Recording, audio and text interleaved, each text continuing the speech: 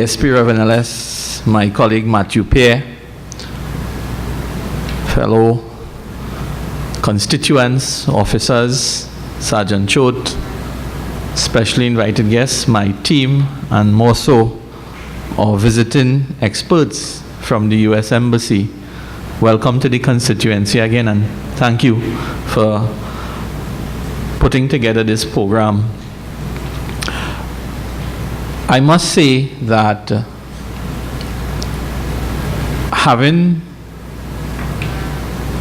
grown up in a home of a police officer, I have a built-in bias for police, because I, more than anyone else, knows what the sacrifice that you make on a daily basis. And like you, as a member of parliament, nothing we do will go unpunished. No good that we do, somebody outside there will have something negative to say. And as Neil mentioned, it's not only about pothole and drain and road and food card. And I chose in 2015 to bring a different style to representation and, quite frankly, be a bit disruptive. Disruption is what is needed, and not disruption in a negative way. But unless we disrupt the way we do things all across the board, we will continue to make the same errors, the same mistakes over and over again. So as professionals in your own field, in the back of your mind, you must always look to see where can I be disruptive in a good way of how we do things to achieve a different result. Robert Peel, who is known as the father of modern policing, in the late 1800s, he was a British MP, and he was the first person who organized a structured police system in London, which was referred to as the Metropolitan Police. And in one of his key conversations, he made a very bold comment, and it goes like this: the police are the public, and the public are the police. But the police are the only members of the public who are paid to give full-time attention to duties, of which these very duties are incumbent on every citizen in the interest of the welfare and the existence of the same community. What he really is trying to say is that we all are police officers. We all have a duty to safety, to the welfare of every single person in our community and our country. But unfortunately, you are the ones who get paid for it. So you're always going to come under severe scrutiny. You're going to come under severe commentary from time to time. And, you know, as he said, no good deed goes unpunished. This is a burden that many of you have accepted on behalf of the citizens of this republic. And as a representative of that citizenry, I want to thank you most sincerely for the work that you do. Thank you for accepting the invitation that we sent out for you to participate in this 3.5 to 4 day program, specifically on neurolinguistic training, combat medic response, and a host of other relevant issues around smarter and more effective policing. I must say thanks to the Embassy of the United States, who continues to reach out to partners in communities throughout Trinidad and Tobago. They are in every community in Trinidad and Tobago, and please let's give them a round of applause for that interest that they are taken. As you know, Trinidad and Tobago and the United States have a very cordial relationship. We've had that for many, many, many years. The United States' interest in this country, and obviously throughout the hemisphere, includes but not limited to trade and investments and opportunities of enhancing Trinidad and Tobago's political and social development through programs like these in crime prevention, youth programs, encouraging positive regional roles in the Caribbean community and the wider Organization of American States. But today, we launched this subject matter expert training under the guidance of the Military Information Support Team, comprising of 4 specialists with us here today, Mr. Lopez, Mr. Vedunga, Mr. Reed, and Ms. Pop. Okay? I wish to sincerely thank you again for your commitment and your support of the citizens here in Trinidad and Tobago. As your Member of Parliament, just as you are duty-bound as law enforcement officers, I consider it my duty as well to bring solutions and strategies that work towards enhancing the quality and performance of all of our stakeholders in the Mayaro constituency. For the first half of 2018, the Office of the Member of Parliament has executed several programs which have targeted the development of key stakeholders across the broad spectrum in the constituency.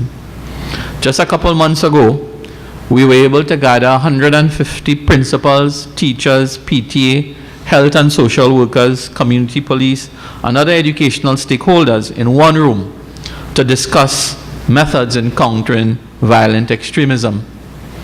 Our ability to detect issues with our children from kindergarten to high school will in no doubt assist us in curbing the rampant violent crime that is affecting our communities today. This type of crime prevention is needed more and more in our communities. Only last month, this office again was instrumental in gathering our local government agencies, disaster management units, Ministry of Work, fire, police, health, corporate partners in a 3-day disaster management and response workshop.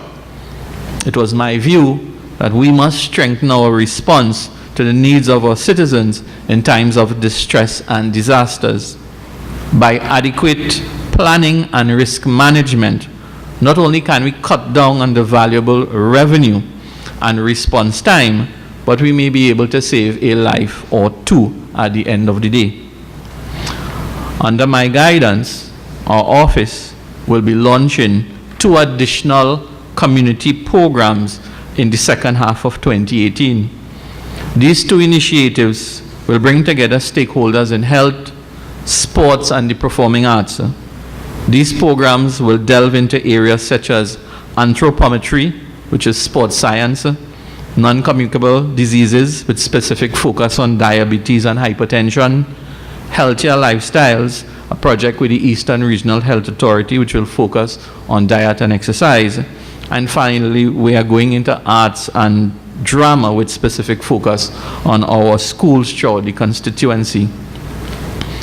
So as we prepare for the next 4 days, our focus is on you, our officers of Eastern Division.